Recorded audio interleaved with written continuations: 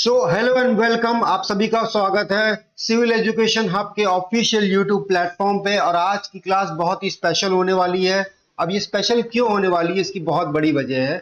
इसकी बड़ी वजह ये है कि ये आज की जो क्लास है ये स्पेशली उन बच्चों के लिए है जो आने वाले एसएससी जेई एग्जामिनेशन की प्रिपरेशन कर रहे हैं, जो कि अक्टूबर में होने के चांसेस फुल हो गए हैं।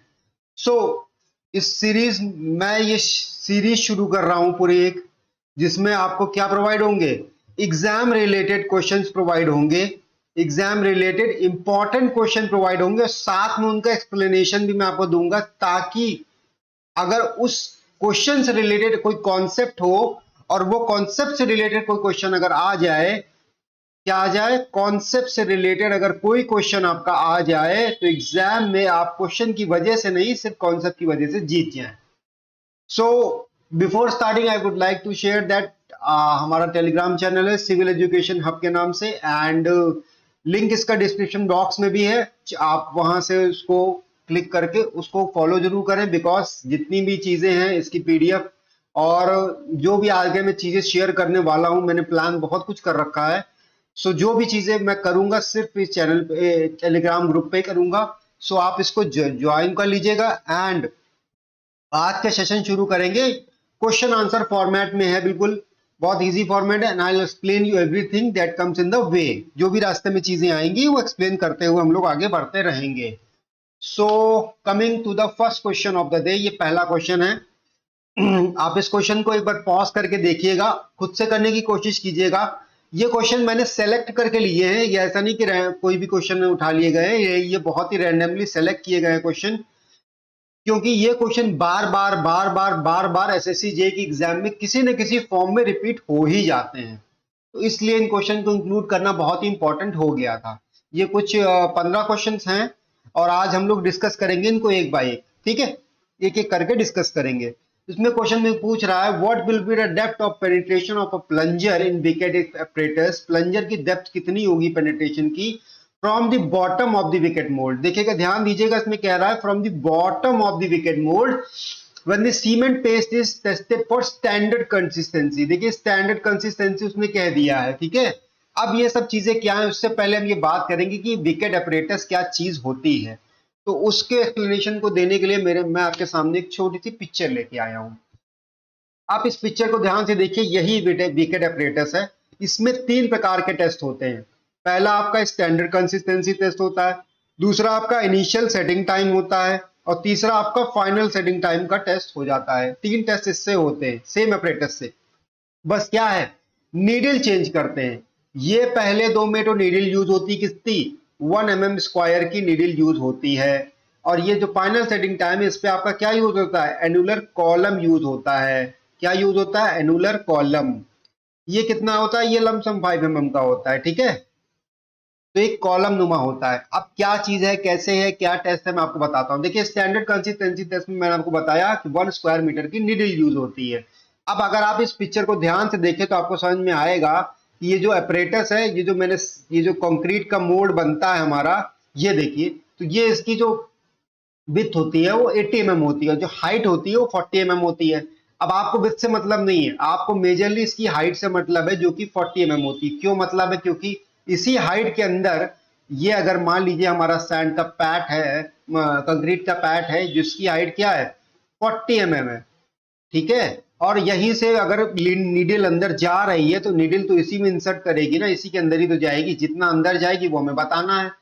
कभी ऊपर से पूछ लेता है तो कभी नीचे से पूछ लेता है। अब सबसे इंपॉर्टेंट बात, इस स्टैंडर्ड कंसिस्टेंसी टेस्ट के लिए ये जो नीडल है, अगर ऊपर से पूछेगा तो 33 mm के अराउंड जानी चाहिए, 33 से 35 mm। मैं इसको साफ साफ लिखे दे रहा हूं तो आपके लिए बेटर हो जाएगा समझने के लिए। सो आई वॉज स्टार्टिंग, मैं कह रहा था कि स्टैंडर्ड कंसिस्टेंसी टेस्ट के लिए ये 33 से 35 mm के बीच में होती है, ऊपर से, फ्रॉम टॉप। कहां से, टॉप से। और वहीं बॉटम से बात करेंगे, कहां के बॉटम से, नीडल के बॉटम से नहीं, ये जो आपका सैंपल है इसके बॉटम से बात करेंगे। तो बहुत ऑब्वियस सी बात है, अगर ऊपर से ये गया है अंदर, कितना अंदर गया है ये, एक सेकेंड मैं आपको और क्लियर कर दे रहा हूं, फिर से डायग्राम बना के देखिए। ध्यान से देखिएगा ये चीज को, बहुत इंपॉर्टेंट चीज है, क्योंकि कभी कभी बहुत बच्चे कंफ्यूज होते हैं इसमें, ऊपर नीचे से बहुत ज्यादा कंफ्यूजन हो जाता है। ये टोटल 40 mm का है, ये आप मान रहे हैं, ठीक है। ये आपकी नीडल इसके अंदर गई। अब जितनी अंदर नीडल गई है आपकी, ये जो लेंथ है नीडल की, ये आपकी 30 से 35 mm के अराउंड होती है, ठीक है। इसी के बीच में वैल्यूज होती हैं, तभी स्टैंडर्ड कंसिस्टेंसी टेस्ट के इसको माना जाता है कि भाई हाँ इसके लिए ये सूटेबल है। और नीचे से कितना होगा, तो भाई 40 में से अगर आप 33 या 35 माइनस कर देंगे तो आपका बचेगा 5 to 7 mm। तो नीचे से बात अगर करें तो it will be 5 to 7 mm। तो नीचे से 5 से 7 mm है, और ऊपर से 33 से 35 mm है, जो कि इसका साइज टोटल कितना है, 40 mm। किसके लिए ये चीज, मैं किसके लिए कर रहा हूं बात, ये बात हो रही है सिर्फ और सिर्फ स्टैंडर्ड कंसिस्टेंसी टेस्ट के लिए, ठीक है। इनिशियल सेटिंग टाइम के लिए भी सेम टेस्ट ऐसे ही होता है, लेकिन यहाँ पे इनिशियल सेटिंग टाइम निकालते हैं, जो कि एक ओपीसी मतलब ऑर्डिनरी पोर्टलैंड सीमेंट के लिए 30 मिनट्स आती है मिनिमम। और वहीं स्लो अगर सीमेंट है, जिसे हम लोग स्लो हीट सीमेंट या स्लो सेटिंग सीमेंट बोलते हैं, उससे 60 मिनट का टाइम आ जाता है। वहीं फाइनल सेटिंग टाइम की बात करें तो ये अराउंड 10 घंटे के अराउंड का होता है। इतनी बात मैंने आपको बता दी। अब दूसरी क्या इंपॉर्टेंट बात है, ये भी समझना आपके लिए जरूरी है कि देखिए, ये जो आपका फाइनल सेटिंग टाइम टेस्ट होता है, इसमें जो एनुअल कॉलम यूज होता है, तो भाई फाइनल सेटिंग टाइम का मतलब क्या है कि आपका जो कंक्रीट का आपने बॉक्स बनाया मान लीजिए या ब्लॉक बनाया, वो बिल्कुल सेट हो चुका है, टाइट हो चुका है। अब अगर टाइट हो चुका है तो इसका मतलब ये होता है, इस टेस्ट में हम क्या करते हैं, इसमें इंसर्शन मतलब इसमें अंदर नहीं जाता है, इसमें ये सिर्फ इसके ऊपर तक जाता है और टकरा जाता है इससे। और ये देखते हैं कि क्या ये जो कॉलम है या ये जो नीडल यूज की कॉलम नुमा, क्या ये इस पे निशान बना रही है। अगर निशान बना रही है तो टेस्ट सक्सेसफुल माना जाता है। ये एक छोटी सी मैंने बात बताई आपको पूरा वीकेट अपरेटस के बारे में कि कैसा मोल्ड होता है, क्या साइज होता है, कौन कौन से टेस्ट होते हैं, नीडल इसमें कौन कौन सी यूज होती हैं, फिर स्टैंडर्ड कंसिस्टेंसी टेस्ट के लिए पेनिट्रेशन कितना होता है। तो ऊपर से 33 से 35 mm और नीचे से 5 से 7 mm। अब क्वेश्चन पे आते हैं, कह रहा है कि वीकेट अपरेटस का प्लंजर है, ठीक है, बिल्कुल सही बात है भाई, वीकेट अपरेटस है, प्लंजर है, बिल्कुल सही बात है। Bottom of the wicket apparatus से पूछ रहा है मोड़ के कि कितना घुसेगा अंदर फॉर स्टैंडर्ड कंसिस्टेंसी। तो बॉटम से मैंने आपको बताया 5 से 7। आंसर क्या हो जाना चाहिए, इसका आंसर हो जाना चाहिए डी। तो क्वेश्चन नंबर 1 का करेक्ट आंसर है ऑप्शन नंबर डी, 5 से 7 mm। अब हम लोग बढ़ते हैं नेक्स्ट क्वेश्चन की ओर। ये क्वेश्चन भी बड़ा इंपॉर्टेंट क्वेश्चन है, और इसमें घुमा घुमा के आपसे नई नई चीजें पूछा करता है वो, और सिर्फ एक सिंपल एक दो फॉर्मूले पे बेस्ड है और कुछ नहीं है। देखिए क्या कह रहा है, वो कह रहा है कि 2 सीवर पाइपलाइन है, 2 सीवर की पाइपलाइन है, जिसका नाम है ए और बी, 2 पाइपलाइन है जिनका डायमीटर सेम है, सेम मटेरियल की बनी है। ये चीजें ध्यान देने वाली हैं क्योंकि अब इसका यूज होगा। Are laid at the bed slope, bed slope हमें दे रखा है, क्या दे रखा है, ए का हमें बेड स्लोप दे रखा है ये, और बी का हमें दे रखा है ये, रिस्पेक्टिवली कह रहा है ना, तो ए का ये बी का ये दे रखा है। Determine the ratio of their carrying capacity, मतलब दोनों के डिस्चार्ज का रेशियो निकालना है, मतलब क्या निकालना है, Q A upon Q B. अब एक छोटा सा फॉर्मूला हमको पता होना चाहिए, उसे क्या कहते हैं हम लोग, मैनिंग्स फॉर्मूला कहते हैं। क्या होता है, Q is equal to 1 upon A into 1 upon N into A into R की पावर 2/3 इंटू एस की पावर 1/2। इसमें Q डिस्चार्ज है, N रगोसिटी कोफिशियंट है, ए एरिया है, आर जो है आपका हाइड्रोलिक डेप्थ है, हाइड्रोलिक रेडियस है, और एस आपका स्लोप है। तो अगर आप ये देखें, यहाँ पे कह रहा है डाया सेम है। अगर डाया सेम है किसी पाइप का तो उसका एरिया भी सेम होगा ऑब्वियसली। अगर हम इसको क्यू ए के फॉर्म में लिख दें, ये सब ए के हैं फैक्टर्स, और ये अगर क्यू बी लिख दें, हम लोग डिवाइड ही क्यों करना है, रेशियो तो निकालना है ना, तो 2/3 इंटू एस की पावर 1/2, ठीक है, ये हो गया। तो अगर सेम मटेरियल है तो उसका मतलब एन की वैल्यू दोनों के लिए सेम हो जाएगी, दोनों कट जाएंगे, बिल्कुल सही बात है।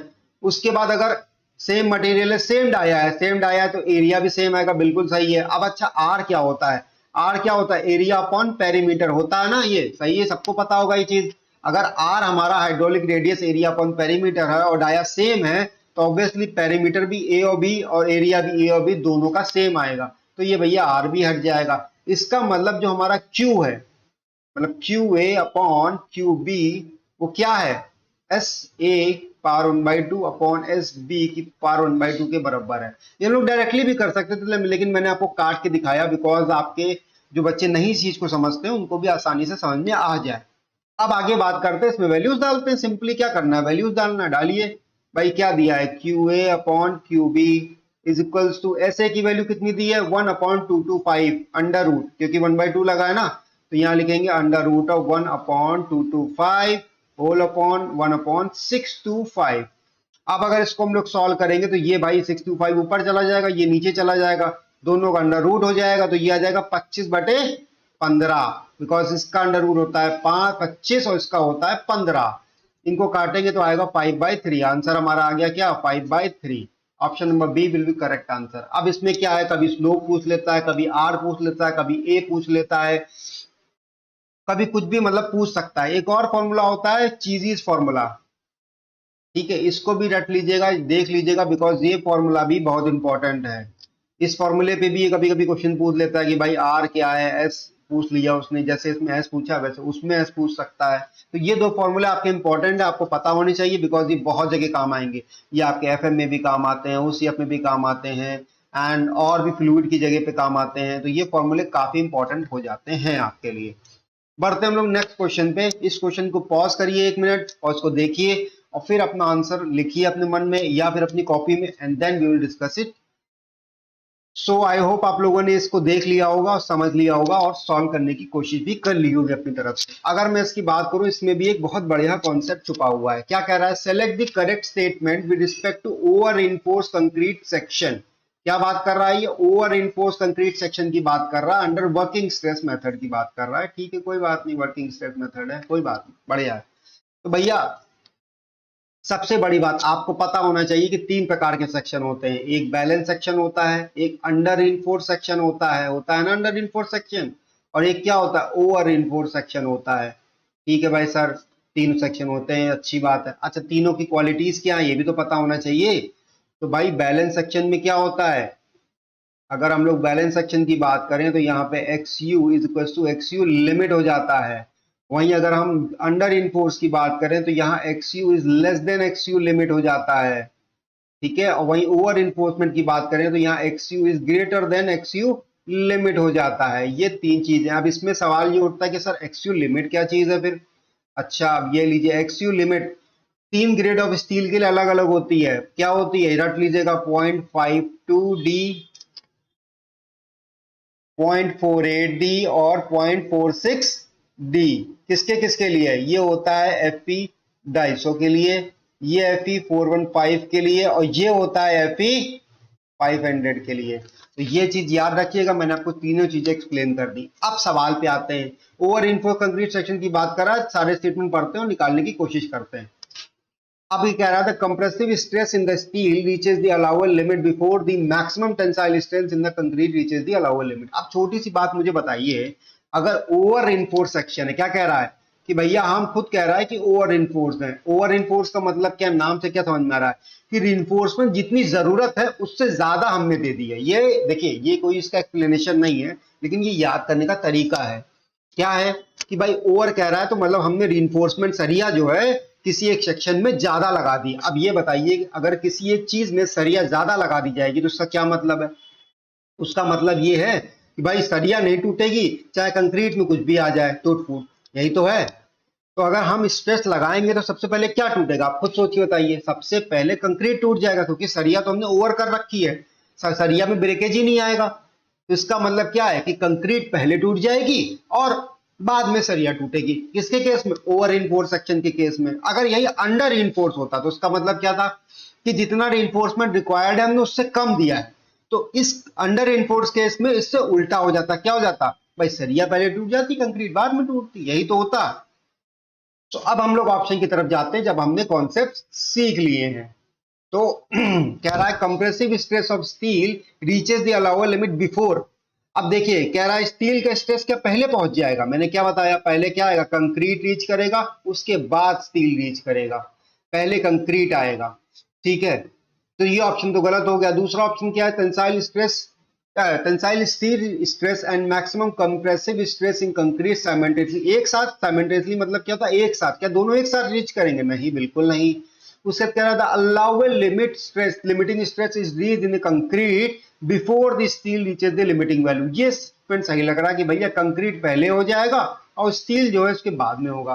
तो ऑप्शन नंबर सी जो है वो बिल्कुल करेक्ट ऑप्शन हो जाएगा इसका। आगे बढ़ते हैं हम लोग नेक्स्ट क्वेश्चन के ऊपर, जो कि है क्वेश्चन नंबर 4। बड़ा आसान सा क्वेश्चन है। बच्चों को लग रहा होगा कि सर ये कॉन्सेप्ट, इसमें क्या कॉन्सेप्ट है, इसमें क्या चीज है। इसमें कॉन्सेप्ट नहीं है बेटा। इसमें क्या है कि एग्जामिनर आपको कैसे, जैसे ये दिए हैं ना, ऐसे ऑप्शन देके फंसाता है और आप कभी कभी जल्दी जल्दी में पढ़ते हैं और भूल जाते हैं। सिंपल सी बात है, प्रिंसिपल ऑफ सर्वेइंग क्या है, तो working from whole to part. ये सबको ही पता होना चाहिए मेरे हिसाब से, क्योंकि ये सर्वेइंग का पहला पार्ट है जो पढ़ाया जाता है। Working from whole to part, ये सबको पता होना चाहिए। ऑप्शन नंबर डी इसका करेक्ट आंसर है। लेकिन क्या होता है, कभी कभी पार्ट टू होल दे देता है, होल टू पार्ट दे देगा आपको, और दो तीन वो दे देगा ऑप्शंस, और आप कंफ्यूज हो जाएंगे। फिर आपको लगेगा, जब आप ऑप्शन लगाएंगे तो आपको डाउट होगा मन में। तो उस डाउट की क्लैरिटी के लिए क्वेश्चन डाल दिया गया है कि भाई आपको कभी डाउट ना हो इस चीज में। ये सही है, होल टू पार्ट। आगे बढ़ते हैं। ये भी अच्छा क्वेश्चन है। कह रहा है what is the effect of fly ash in concrete. अब देखिए फ्लाई ऐश क्या होता है, सबसे बड़ी बात पहले ये जानते हैं। कोई भी थर्मल पावर प्लांट है, या ये समझिए थर्मल पावर प्लांट की छोड़िए, कोयला है, कोल कोल आपका जब जलता है तो उसमें जो राख आखिरी में बचती है जलने के बाद, उसे हम लोग कहते हैं फ्लाई ऐश। इसका हम लोग यूज करते हैं सिविल इंजीनियरिंग में, ब्रिक्स बनाने के लिए यूज करते हैं, और भी कंस्ट्रक्शन सीमेंट में मिक्सिंग करने के लिए यूज करते हैं, कंक्रीट बनाने के लिए करते हैं। तो ये इसका यूजेस है। अब इसका इफेक्ट क्या होता है जब हम इसको कंक्रीट में मिलाते हैं, तो उसका इफेक्ट क्या होता है ये हम लोग जानते हैं। तो ये देखिए सबसे पहला इफेक्ट जो होता है ना, उसका हाइड्रेशन प्रोसेस जो है वो डिक्रीज हो जाता है, रिड्यूस हो जाता है। क्या हो जाता है, हाइड्रेशन प्रोसेस उसका रिड्यूस हो जाता है। दूसरा भाई क्या होता है, दूसरा क्या होता है, इंक्रीज हो जाती है क्या, या इंप्रूव हो जाती है। अगर हम बात करें इंक्रीज तो क्या कहें, इंप्रूव कहें। वर्केबिलिटी, वर्केबिलिटी होती है ना, तो वर्केबिलिटी इंप्रूव हो जाती है, मतलब काम करने की जो उसकी हैंडलिंग कैपेसिटी है वो अच्छी हो जाती है। उसके तीसरी की बात करें तो क्या होता है, परमेबिलिटी डिक्रीज हो जाती है। वर्केबिलिटी इंप्रूव हो जाती है और परमेबिलिटी डिक्रीज हो जाती है। याद रखिएगा ये पॉइंट बहुत इंपॉर्टेंट है, ये क्वेश्चन पूछ लेता है फ्लाई ऐसे घुमा फिरा के किसी ना किसी तरीके से। तो आपको पता होना चाहिए कि उसका इफेक्ट क्या होता है। देखिए डायरेक्ट क्वेश्चन आ गया कि फ्लाई ऐश कहाँ पे मिलता है, तो आप थर्मल प्लांट प्लांट और ये सब ऑप्शन आपको दिए रहेंगे, आप दिमाग लगा के कर लेंगे। लेकिन अगर इस तरीके का क्वेश्चन आ गया जहां पे आपको बिल्कुल ही आइडिया ही नहीं, क्योंकि फ्लाई ऐश जनरली पढ़ाया नहीं जाता है इतना कहीं भी, या आप कॉलेज में पढ़ेंगे तो इतनी नहीं, बस थोड़ी बहुत जानकारी दी जाती है, हाँ भाई थर्मल पावर प्लांट में यूज होता था तो वहां से आया, ब्रिक में मिलाते हैं, बड़ा अच्छा है, ये सबको पता है। लेकिन कैसे है, क्या है, हाइड्रेशन प्रोसेस को डिक्रीज कर देता है, वर्केबिलिटी इंप्रूव कर देता है, परमेबिलिटी इंक्रीज कर देता है, सबसे बड़ी बात क्या है, डिक्रीज कर देता है परमेबिलिटी, और सबसे बड़ी बात क्या है, क्या बढ़ा देता है, कंप्रेसिव स्ट्रेंथ बढ़ा देता है भाई। ये मतलब क्या है, अगर हम कंक्रीट में डालेंगे तो स्ट्रेंथ बढ़ जाएगी, सबसे बड़ी बात। और दूसरी लास्ट पॉइंट, बड़ा इजी सस्ता भी होता है। इसको डालने से क्या है, कंक्रीट हमारी सस्ती हो जाती है। भाई मानी बात है, अगर हमें 100 मीटर क्यूब कंक्रीट की रिक्वायरमेंट है, उसमें अगर मैं 70 मीटर क्यूब कंक्रीट ले ली और 30 मीटर क्यूब फ्लाई ऐश ले लिया, मिला लिया, तो भाई मैं कॉस्ट कटिंग हो गई ना, कॉस्ट यहाँ बच गई ना 30 मीटर क्यूब की, तो इसलिए सस्ता हो जाता है। अब ऑप्शंस को देखेंगे तो कह रहा है reduces the secondary hydration process. Hydration process तो रिड्यूस करता है, लेकिन ऑप्शन देखिए कितना प्यारा ऑप्शन दिया है, कह रहा है reduces the secondary hydration process.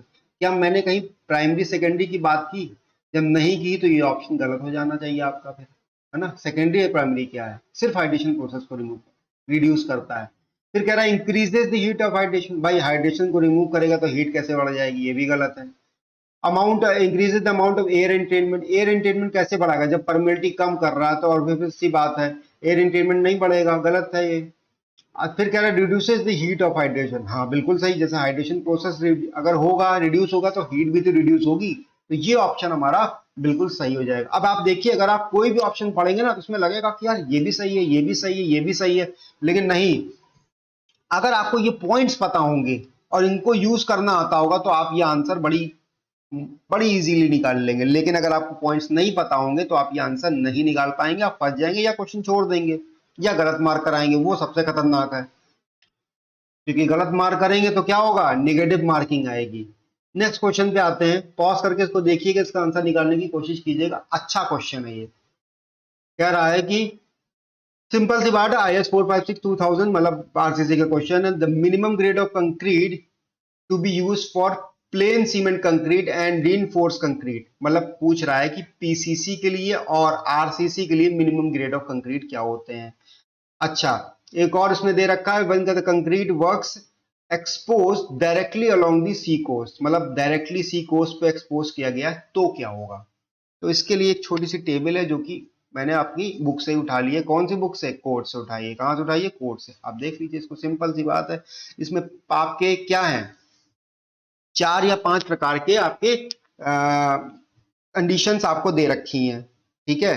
उन कंडीशंस को आप देखिए और इसका आंसर निकालने की कोशिश कीजिए।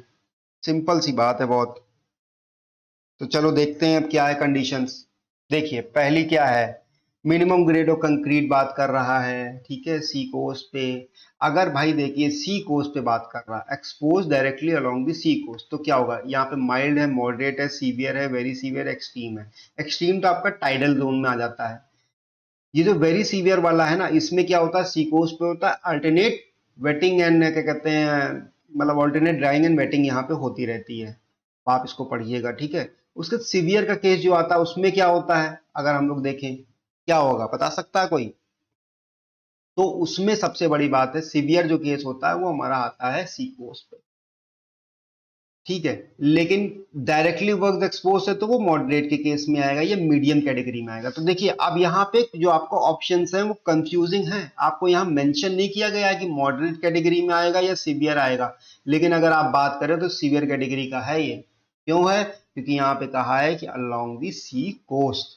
अगर अब अगर ऑप्शन की बात करें तो आपको बहुत ही क्लियरली यहाँ पे देखिए ना, एक पीसीसी के लिए दे रखा है ये लाइन और एक आरसीसी के लिए दे रखा है। देखिए सीवियर के केस में अगर हम लोग जाते हैं तो M20 आ जाता है इसके लिए और M30 आ जाता है इसके लिए। तो हमारा ऑप्शन मैच क्या हुआ, मतलब पीसीसी के लिए क्या हो गया, M30। और वहीं अगर आरसीसी की बात करें उसके लिए क्या हो गया, एम सॉरी सॉरी गलत लिख दिया मैंने। पीसीसी के लिए बात करेंगे तो क्या आएगा, M20 आ जाएगा। वहीं आरसीसी के लिए बात करेंगे तो क्या आ जाएगा, मिनिमम ग्रेड M30 आ जाएगा। अच्छा एक चीज और देखिएगा, माइल्ड में पीसीसी की कोई वैल्यू नहीं दी है, ये भी इंपॉर्टेंट है, याद रखिएगा, काम आती है कभी कभी। तो ऑप्शन नंबर ए जो है इसका करेक्ट ऑप्शन हो जाएगा। मैंने ये क्वेश्चन इसलिए डाला था ताकि ये इस टेबल से आप रूबरू हो और इस टेबल को याद करने की कोशिश करें, इसको इग्नोर ना करें। खासकर इसमें जो आपका मिनिमम ग्रेड ऑफ कंक्रीट्स आता है और ये सीमेंट कंटेंट और वाटर सीमेंट रेशियो, ये तीनों चीजें इंपॉर्टेंट है। और घुमा घुमा के क्वेश्चन पूछता है इससे। वो कभी सीमेंट कंटेंट पूछ लेगा पीसीसी का, कभी आरसीसी का, कभी वाटर सीमेंट रेशियो पूछ लेगा पीसीसी का। तो इन्हीं टेबल से घुमा घुमा के क्वेश्चन वो पूछता है अक्सर। आते हैं क्वेश्चन नंबर 7 पे। ये डिडक्शन पे बेस्ड क्वेश्चन है। आपने वैल्यूएशन वगैरह पढ़ा होगा तो उसमें आपने पढ़ा होगा इसको। बहुत सिंपल सा कॉन्सेप्ट है, फिनोमेना है, कोई बहुत बड़ा इसमें कोई मतलब नहीं है कि आपको कोई दिक्कत आएगी। डिडक्शंस के बारे में थोड़ा जान लेते हैं। देखिए हम लोग जब प्लास्टरिंग करते हैं, कहीं भी प्लास्टरिंग करें, मान लीजिए किसी विंडो पे कर रहे हैं, विंडो के साइड में, या किसी डोर की ओपनिंग है, मान लीजिए कोई विंडो है या कोई डोर की ओपनिंग है, तो भैया ये जो एरिया, मान लो ये पूरी हमारी वॉल है, आप ये समझिए, मान लो ये पूरी हमारी वॉल है, ठीक है। यहाँ पे एक डोर है भैया और यहाँ पे हमारी एक विंडो है, मान लीजिए विंडो ऐसे करके बनी है, ठीक है। तो भैया इस प्लास्टरिंग की जब कॉस्ट निकालेंगे हम, तो ये एरिया तो माइनस हो जाना चाहिए ना कायदे से। तो इस एरिया को माइनस करने के कुछ नियम हैं। अब नियम क्या है, देखिए अगर ये जो एरिया है आपका, कौन सा जो ओपन एरिया है जो डिडक्ट करना है एरिया है, अगर वो लेस देन आपका 0.5 मीटर स्क्वायर है तो आपके कोई डिडक्शंस नहीं होंगे, नो डिडक्शंस, ठीक है। वहीं पे अगर ये एरिया 0.5 से लेकर 3 मीटर स्क्वायर के बीच में है तो ये मान के चलिए कि आपका क्या होगा, एक साइड का मतलब दरवाजा अगर होगा तो आर पार दोनों भाई, एक मान लीजिए ये दीवार है और एक उसके पीछे वाली दीवार भी तो होगी जो इसके इस दीवार के पीछे होगी। तो दोनों साइड का कैलकुलेशन कर रहे हैं ना हम लोग यहाँ पे। तो एक साइड का हम लोग कंसिडर करेंगे, क्या करेंगे, सिर्फ एक साइड का लेंगे। तो वन साइडेड डिडक्शन हो जाएगा इसमें खाली, ठीक है।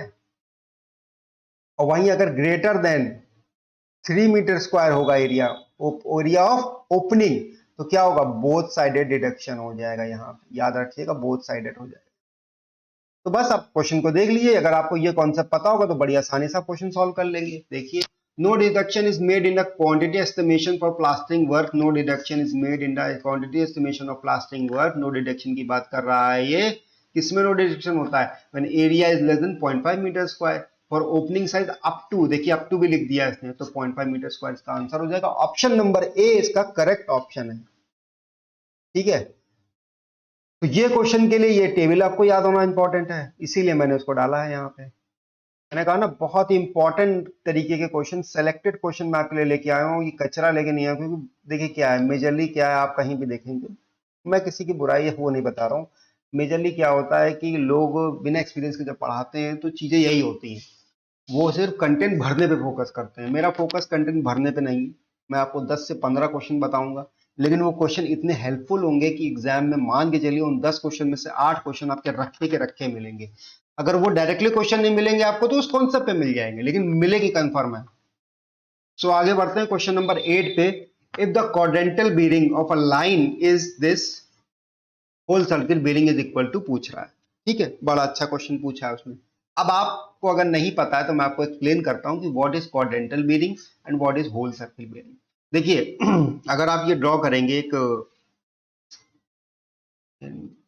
ई एस, तो देखिए अगर आप क्वाड्रेंटल बेरिंग की बात करेंगे तो यहाँ पे हम नॉर्थ और साउथ को ही कंसीडर करते हैं और इसके इसके अकॉर्डिंग हम लोग चीजों को पकड़ते हैं। अगर वो जैसे यहाँ पे आपसे क्या कह रखा है, साउथ ईस्ट कह रखा है, तो जो साउथ ईस्ट वाला है, साउथ से हम मेजर करेंगे। ए बी एक लाइन खींची, साउथ से मेजर करी, किसकी तरफ, साउथ ईस्ट है ना, तो ईस्ट की तरफ करेंगे, साउथ से ईस्ट की तरफ। और ये एंगल क्या होगा हमारा, अब ये एंगल होगा हमारा 31 डिग्री 35, एक सेकंड गड़बड़ी हो गई कुछ बटन का। हाँ, यह आपका होगा 31 डिग्री और 35 सेकेंड्स। बहुत अच्छी बात है सर, बिल्कुल। अच्छा अगर यही साउथ वेस्ट दिया होता तो आप क्या करते, ये लाइन खींचते ए बी, इसको ए मान लेते, इसको बी मान लेते, और यहां से साउथ से जाते, लेकिन जाना ही साउथ से है, और किसकी तरफ, वेस्ट की तरफ। अच्छा अगर यही आपको नॉर्थ ईस्ट दे रखा होता, कुछ मान लीजिए नॉर्थ 31 डिग्री 35 सेकेंड ईस्ट दे रखा होता, तो क्या करते आप उस केस में, उस केस में आप नॉर्थ से जाते ईस्ट की तरफ, जहां से लिखा है और जहां की तरफ लिखा है वहां से वहां की तरफ जाएंगे, और जो एंगल बनेगा उसको हम लोग मान लेंगे। सिंपल सी बात है। आई होप आपको ये समझ में आया होगा। ठीक है, अगर समझ में आया है तो हम लोग थोड़ा सा आगे चीजें और देखने की कोशिश करते हैं। यार ये मिट क्यों नहीं रहा है, चलो छोड़ो।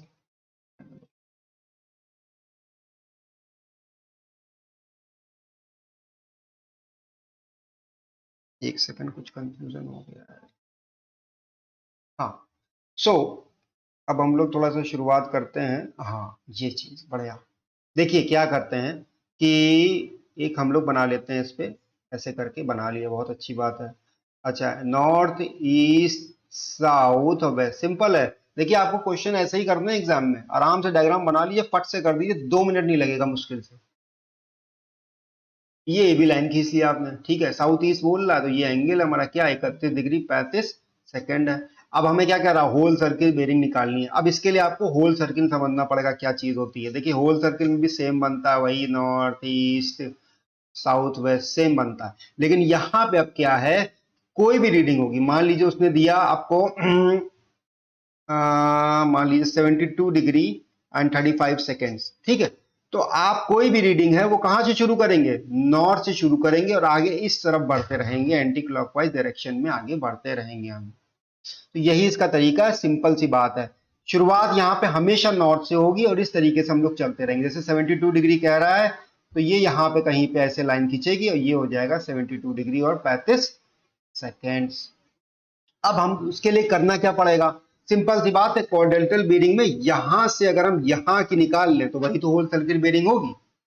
अगर हम इस डायग्राम में यहां से लेकर इस पॉइंट से लेकर, मैं आपको फिर से एक्सप्लेन करता हूं, एक बार देखिएगा ध्यान से, अगर इस पॉइंट से लेकर इस पॉइंट तक की दूरी आप निकाल लें, एंगल निकाल लें, तो आपका काम हो गया, यही तो आपकी होल सर्किल बेरिंग होगी। तो बस सिंपल है, अब क्या करना पड़ेगा भाई, आपको ये पता है कि ये जो पूरा होता है, क्या पूरा, ये जो पूरा होता है ये होता है 180 डिग्री। बहुत सही सर, 180 डिग्री है।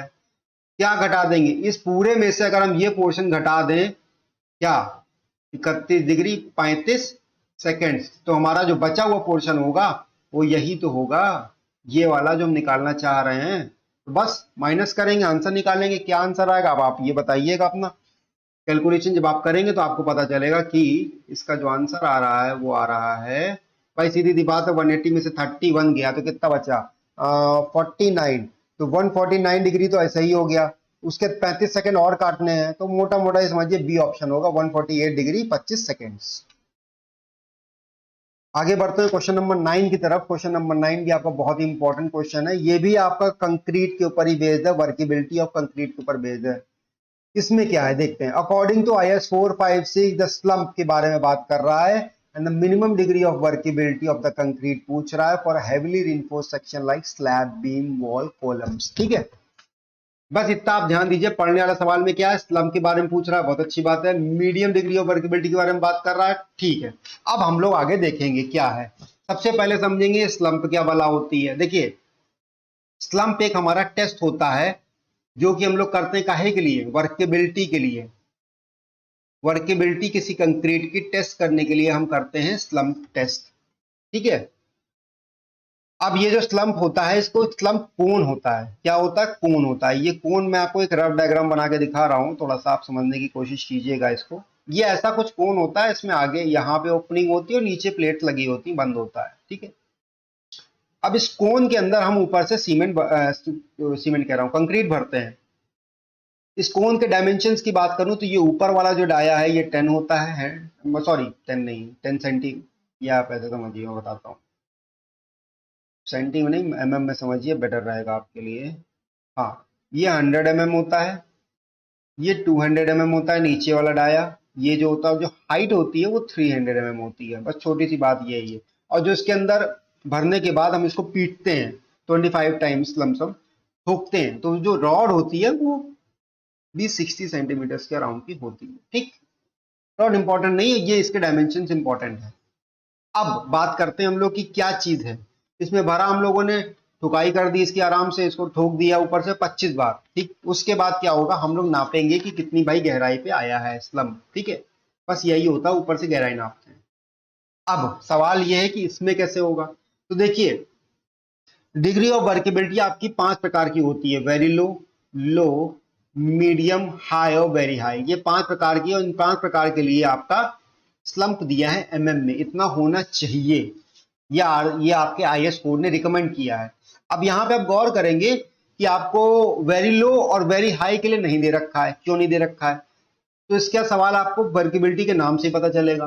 देखिए, वर्केबिलिटी का मतलब क्या होता है। वर्केबिलिटी का मतलब होता है, कोई वर्केबिलिटी ऑफ कंक्रीट की बात करें तो कंक्रीट ऐसी जो कि हैंडलेबल है, इसको हम आसानी से हैंडल कर सकते हैं। ऐसा नहीं है कि पानी की तरह बह रही हो या इतनी टाइट हो कि उसमें फावड़ा मार रहे हैं, दिक्कत हो रही है, वो टूट फावड़ा ही टेढ़ा हो जाए।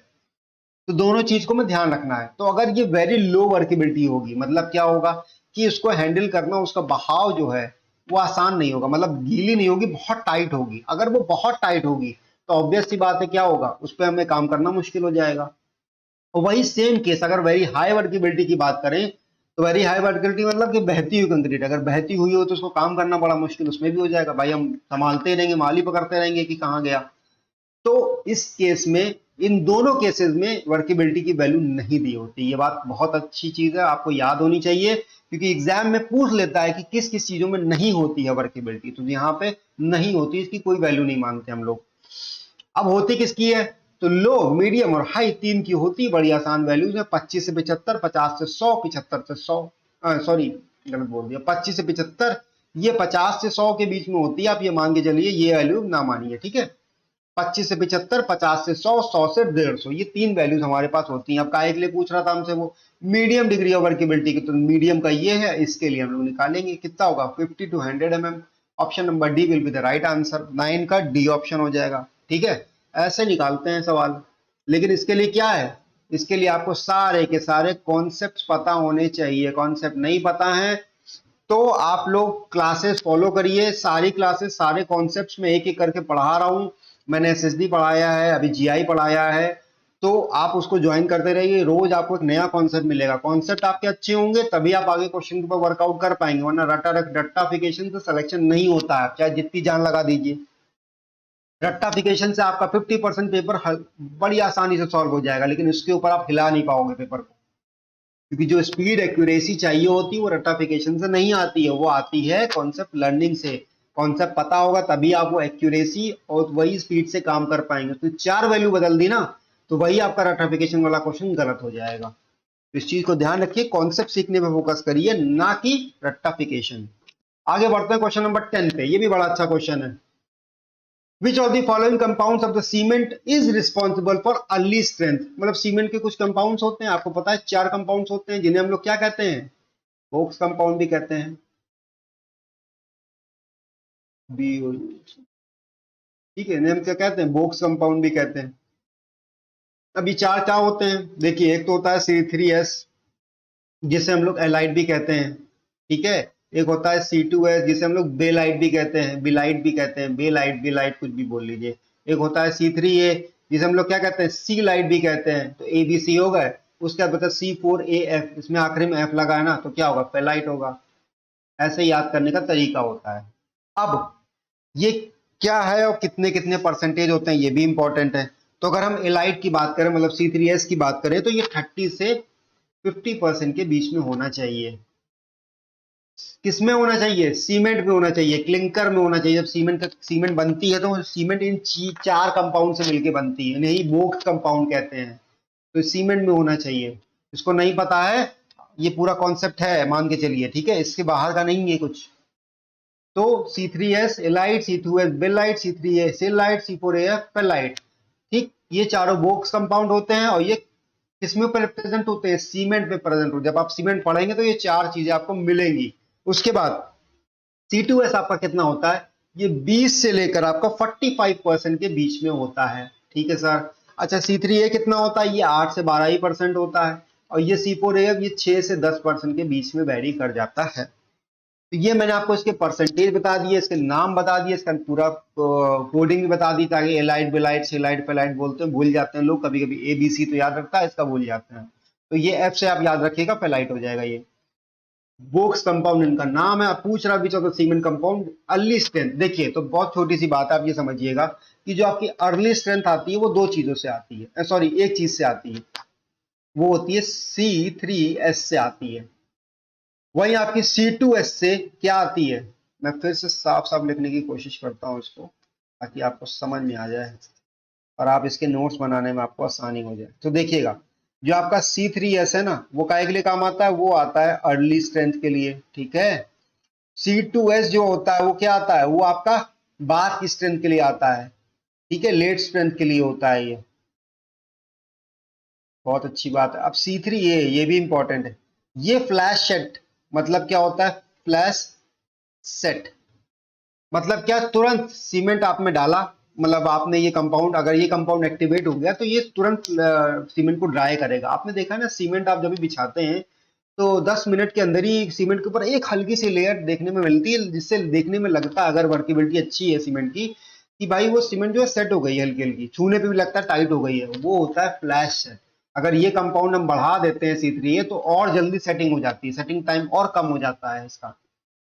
उसके बाद होता है C4AF, इसका कोई खास फंडा नहीं है, जनरली ये जनरली होता है, बहुत ही कम होता है, इसका कुछ का कोई मतलब वो नहीं है, ठीक है। तो ये 3 इंपॉर्टेंट है, early strength, late strength, flash set. इससे और इससे काफी क्वेश्चन पूछता है, और फ्लैश सेट से भी डायरेक्ट कभी कभी क्वेश्चन पूछ लेता है कि भैया तुरंत अगर सीमेंट सेट हो गई तो क्या हो, कौन सा कंपाउंड है, तो आप कहेंगे C3A है।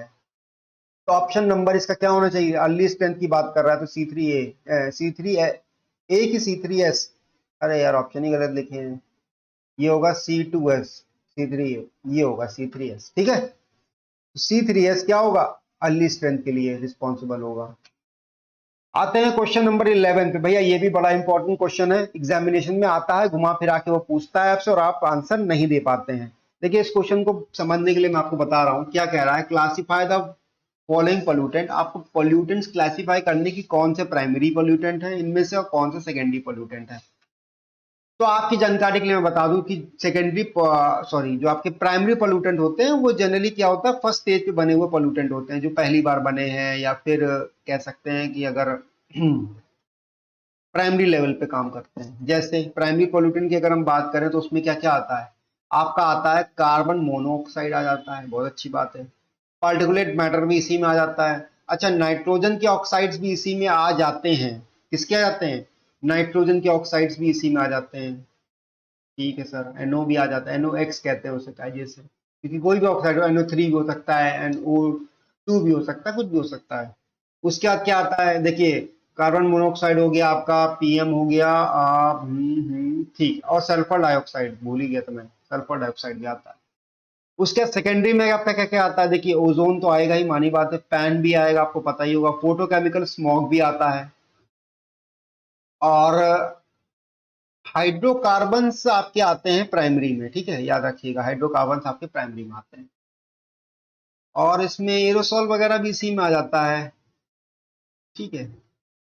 एरोसॉल क्या होता है, हवा में जो पार्टिकल्स होते हैं उन्हें हम लोग कहते हैं एरोसॉल, जो हवा में गैस के पार्टिकल्स होते हैं उन्हें कहते हैं, और वही हवा में जो सॉलिड पार्टिकल्स होते हैं उन्हें कहते हैं हम लोग पार्टिकुलेट मैटर। दोनों बातों में फर्क है। तो अब यहाँ से ऑप्शन चेक कर ले रहे हैं भाई, प्राइमरी पोल्यूटेंट में ओजोन आता है, बिल्कुल नहीं आता, ऑप्शन नंबर ए गलत हो गया। प्राइमरी पोल्यूटेंट में कार्बन मोनोऑक्साइड आता है, पार्टिकुलेट मैटर आता है, एरोसॉल आता है, पैन नहीं आता, ये भी गलत हो गया। ये क्या है, परऑक्सी एसिटाइल नाइट्रेट, इसे क्या कहते हैं, पैन कहते हैं। फोटोकेमिकल स्मॉग क्या होता है भाई, जाड़े में आपने देखा होगा ना, लोग कहते हैं पराली पराली जलाने से वो धुंध जम गई, वही होती है स्मॉग, ज्यादा हो जाती है तो सांस लेना मुश्किल हो जाता है। प्राइमरी पोल्यूटेंट की बात करें सी ऑप्शन में, तो कार्बन मोनोऑक्साइड सही है, पार्कुलेट मैटर सही है, हाइड्रोकार्बन सही है, सल्फर डाइऑक्साइड सही है, ठीक है। अच्छा, सेकेंडरी की बात करें तो ओजोन इसमें हाँ सही है, फोटोकेमिकल सही है, एरोसॉल या मिस्ट सही है, और परत से पैन आपका सही है। तो ये ऑप्शन सही लग रहा है, सही है लग क्या रहा है, क्योंकि इसमें ओजोन आ गई है, ओजोन तो गलत हो जाएगी। ऑप्शन नंबर सी आपका करेक्ट हो जाएगा, लेकिन आपको क्लासिफिकेशन पता होना चाहिए कि कौन सा है। मैं फिर से बता रहा हूँ, प्राइमरी में आपके पास carbon monoxide, particulate matter, nitrogen oxide, sulphur dioxide, hydrocarbon, ये आते हैं। सेकेंडरी में ओजोन, पैन। सेकेंडरी अगर आप याद कर लेंगे तो प्राइमरी आपके लिए आसान हो जाएगा, मोटी मोटी बात ये है, क्योंकि सेकेंडरी में सबसे टेढ़े नाम वाले आते हैं। जैसे सेकेंडरी में आपका ओजोन आता है, ये आसानी से याद हो जाएगा, पैन आसानी से याद हो जाएगा, स्मॉग आसानी से याद हो जाएगा, एरोसॉल आसानी से, बस चार ही चीज तो याद करनी है।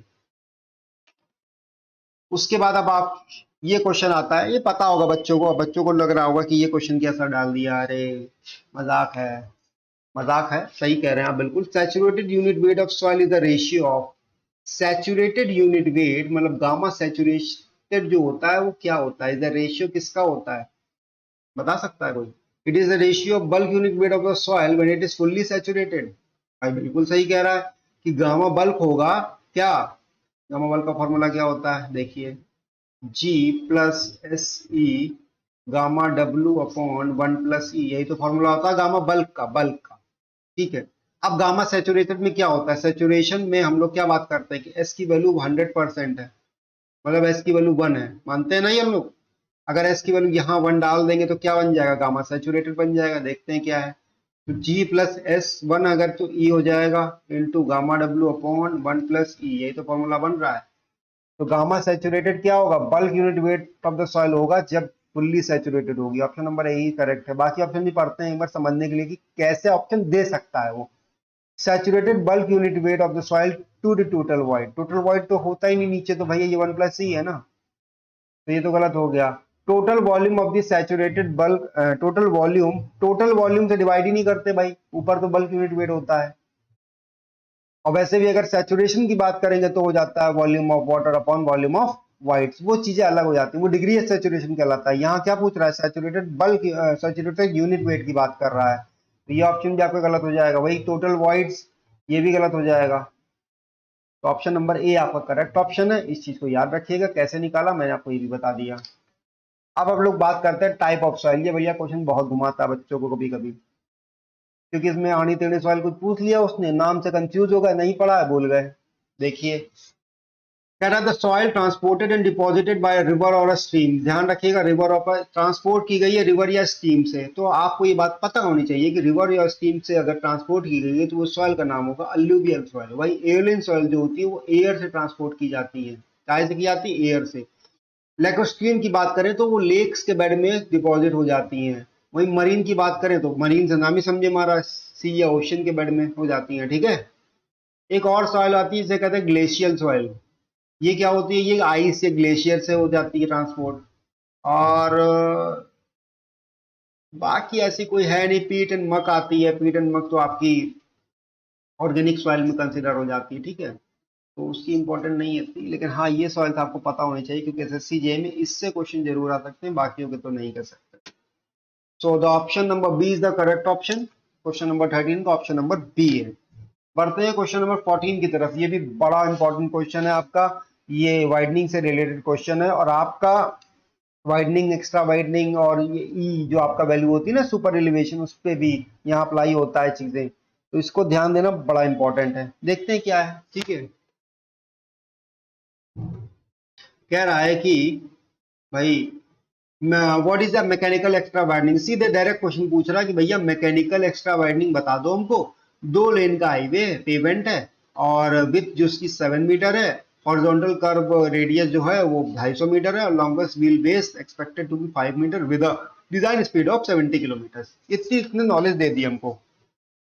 चाहे तो इसको हम लिख लें कि भैया नंबर ऑफ लेन 2 है, विथ हमारे पास कितनी है, विथ हमारे पास 7 मीटर है width of the road. Radius की बात करें तो 250 मीटर हमें दे रखी है। वहीं अगर हम लेंथ ऑफ द व्हीकल की बात करें तो वो 5 मीटर दे रखी है। वही डिजाइन स्पीड की बात करें तो 70 किलोमीटर पर आवर दे रखी है हमको। बहुत बढ़िया बात है। ठीक है, फॉर्मूला पता है एक्स्ट्रा वाइडनिंग का?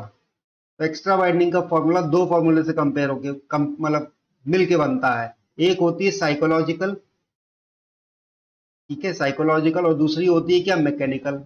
अब पूछ क्या रहा है वो भाई साहब, वो पूछ रहा है मैकेनिकल, लेकिन मैं आपको साइकोलॉजिकल भी बताऊंगा। देखिए मैकेनिकल क्या होती है, मैकेनिकल यहाँ से शुरू कर रहे हैं, तो N L square upon 2 R mechanical का फॉर्मूला है, प्लस साइकोलॉजिकल क्या होती है, V in kilometre per hour. याद रखिएगा यहाँ पे वी किलोमीटर पर आवर में यूज हुआ है, अपॉन 9.5 अंडर रूट आर। ये फॉर्मूला आप लगाइए, आंसर आ जाएगा। अगर आपको टोटल वाइडनिंग निकालनी है, काहे की निकालनी है, टोटल निकालनी है, लेकिन यहाँ क्या पूछ रहा है आपसे, सिर्फ मैकेनिकल पूछ रहा है। साइकोलॉजिकल हटा देते हैं, यहाँ से हटा दिया।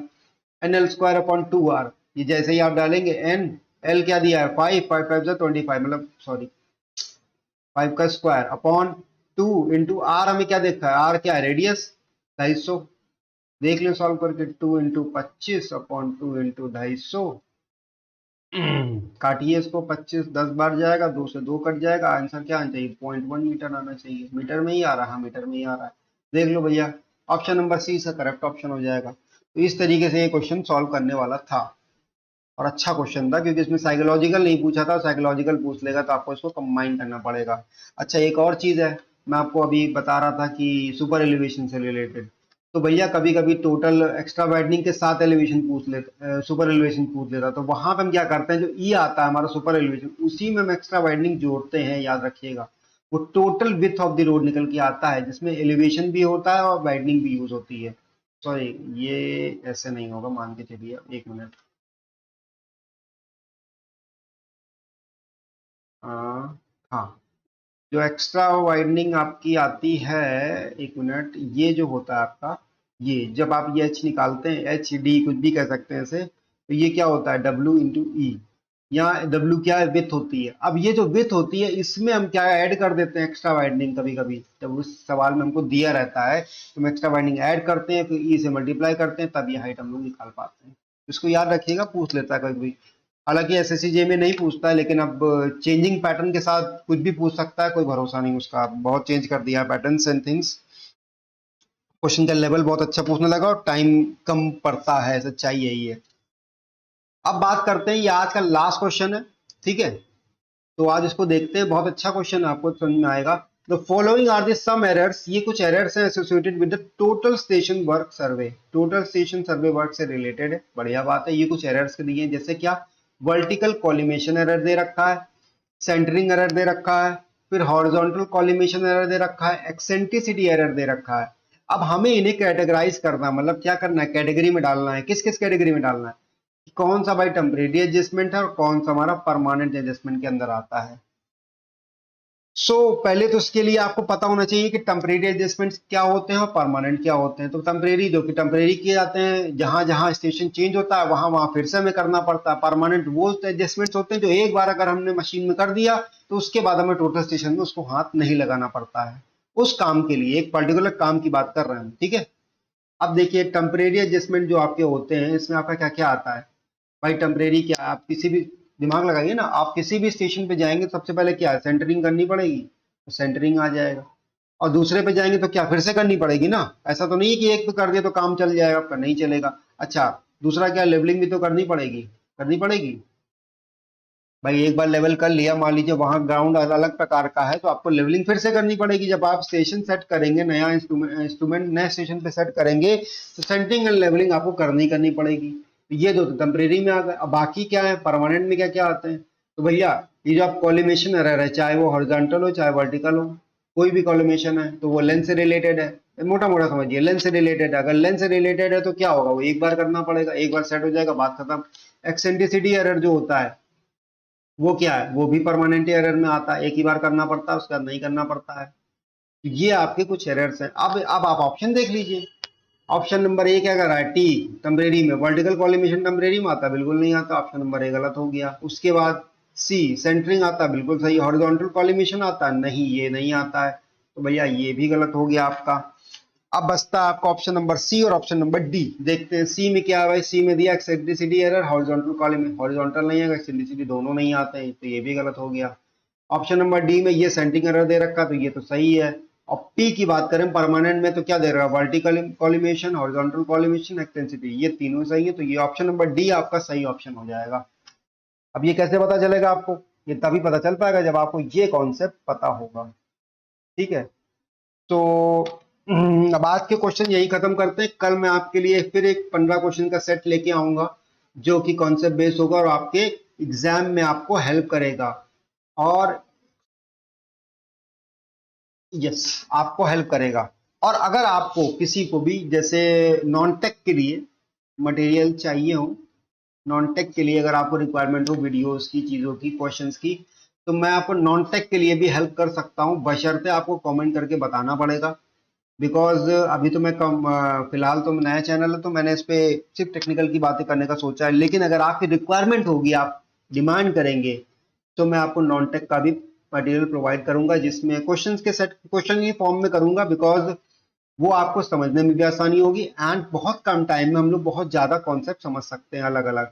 अगर मैं आपको देखिए, अगर मैं आपको जियो टेक्निकल पढ़ाने पे उतर रहा हूँ, मान लीजिए, ठीक है, मैंने आपको जियो टेक्निकल पढ़ाना शुरू किया, तो मैं आपको बिल्कुल बिल्कुल सॉइल के टाइप से शुरू करूंगा, फिर धीरे धीरे धीरे डेंसिटी, रिलेटिव डेंसिटी वगैरह पढ़ाया, उसके बाद फिर ये इफेक्टिव स्ट्रेस वगैरह पढ़ाया, फिर एक एक चीजें मैं पढ़ाऊंगा, ठीक है, उसके थ्योरी भी होगी उसके साथ। तो उस केस में क्या होगा, आपके पास टाइम इतना नहीं है कि आप इतना टाइम बर्बाद कर पाए, टाइम कम है। तो इससे सबसे बढ़िया उपाय इसका यही है कि आप सिर्फ क्वेश्चन देखें, क्वेश्चन से रिलेटेड कॉन्सेप्ट जरूर समझें। सिर्फ क्वेश्चन देखेंगे तो आप रट्टाफिकेशन करेंगे, उससे कोई काम नहीं बनेगा आपका, बनेगा ही नहीं। लेकिन अगर आप कॉन्सेप्ट सीखेंगे और उसको अप्लाई करेंगे आगे, जो भी मैं पढ़ा रहा हूँ उसके नोट्स बनाइएगा, बहुत इंपॉर्टेंट है। खासकर कॉन्सेप्ट के नोट जरूर बनाइएगा। इसकी पीडीएफ मैं आपको दे दूंगा, उसकी कोई प्रॉब्लम नहीं है, पीडीएफ आपको मिल जाएगी। आप चाहें तो पीडीएफ को प्रिंट निकलवा के उसी पे पन्ने पे ही, एक एक पन्ने पे एक एक क्वेश्चन का प्रिंट निकलवाएं और उसी पे उसको कॉन्सेप्ट लिख लें, ताकि जब आप क्वेश्चन पढ़ें, रिवाइज करें, तो आपको बार बार वीडियो खोलने की जरूरत ना पड़े और आपके पास लिखे लिखाए हों। सबसे बड़ी बात, क्योंकि एग्जाम में आप वीडियो नहीं देखेंगे ना। और एग्जाम से पहले आपको क्या करना है, एग्जाम से पहले इन कॉन्सेप्ट को समझने, रटने और पढ़ने के लिए आप इस वीडियो को बार बार देखेंगे। जितनी बार आप इस वीडियो को देखेंगे, आपको उतनी बार में कॉन्सेप्ट रट के बराबर हो जाएगा। एक बार आपको कॉन्सेप्ट रट गया, सब चीजें आपके दिमाग में भेजे में घुस गई, फिर इसके बाद आपको कोई जरूरत नहीं पड़ेगी वीडियोस देखने की, या किसी के वीडियो देखने की जरूरत नहीं पड़ेगी। एक वीडियो आप ये देख लेंगे, हो सकता है एक बार देखना पड़े, हो सकता है 2 बार देखना पड़े, हो सकता है 5 बार देखना पड़े, देख डालिएगा, छुट्टी हो जाएगी। क्योंकि सिर्फ जेई, एसएससी जेई का एग्जामिनेशन थोड़ी नहीं है अभी। अभी देखिए यूपीपीएससी यही पेंडिंग है, ठीक है, मैं आपको बता रहा हूँ। यूकेपीएससी जेई का भी एग्जाम हुआ था, कुछ दिन पहले हुआ था। हाँ, एई का तो हो चुका है, जेई का अभी मैं अपडेटेड नहीं हूँ फिलहाल। फिर से वैकेंसी आएंगी अभी कुछ टाइम में, ठीक है। उसका में भी हो सकता है कि यूपीपीएससी, यूपी ट्रिपल एससी में जेई की वैकेंसी आने के फुल चांसेस हैं। ये वैकेंसी और ये वैकेंसी आने के फुल चांसेस हैं। ईएससी का पेपर आपका लगा ही हुआ है, गेट भी उसी के साथ ही हो जाएगा। भाई अगले साल, ही तो ज्यादा टाइम थोड़ी बचा है। तो ये चीजें समझिए, पेपर आपके पास बहुत है। अच्छा, सीआईएल का भी आ चुका है, लेकिन वो गेट वालों के लिए ही एप्लीकेबल है, याद रखिएगा, ठीक है।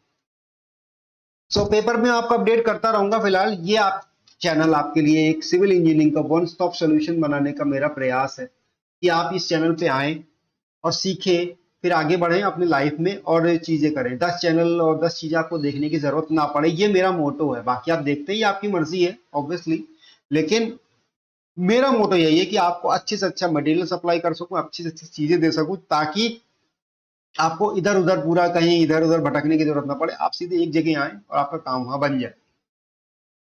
तो this is all for today. आज का सेशन मैं यहीं खत्म करता हूं।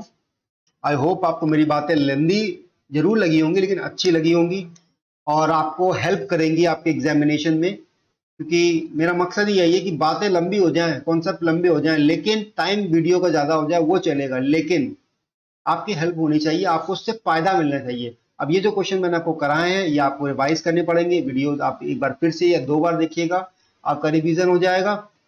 उसके बाद आपको इन कॉन्सेप्ट को दोबारा पढ़ने की जरूरत नहीं पड़ेगी। So this is all for today, thank you and bye.